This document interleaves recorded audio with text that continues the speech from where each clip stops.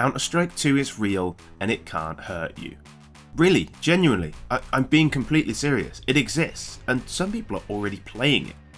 Thankfully, some people here at ESL have got their mousy little fingers into the game, and also Valve did just tell us some stuff, which is very nice of them. We're going to cover every single change we can think of that might be relevant, but this video is on the biggest one of them all.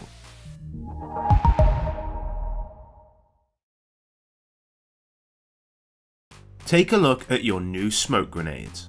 They bloom completely differently and the new effects are smooth as butter. Gone are the janky looking smokes with edges you can see through that bloom the same way every time regardless of the space they're filling.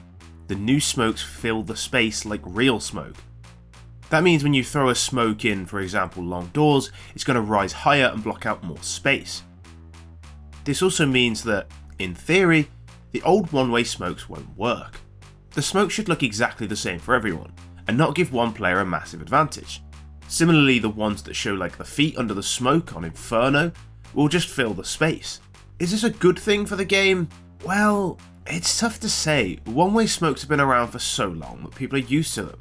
But just because we're used to it doesn't mean it's healthy. They're frustrating to play against and feel extremely cheap to die to, as well as just being very difficult to deal with sometimes. It's not like you can molly them out. You know how we just alluded to the fact that smokes can put out mollies? What if, like hypothetically, HEs had a similar effect on smoke? A HE temporarily removes some of the smoke, allowing a well-timed grenade to completely blow open the round in very interesting ways.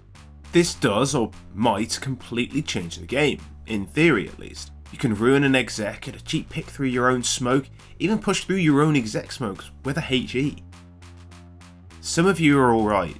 Don't try to cross into Secret for the first 6 months of CS2 unless you're willing to fight Heaven, Mini and Blue Box. It opens up a lot of opportunities, but it might also shut some down. Who would win?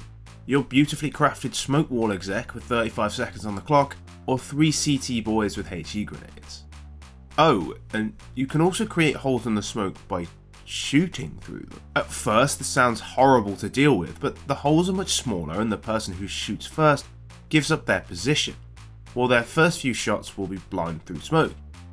It seems a bit fairer, but there's already some people theory crafting about Negev spamming.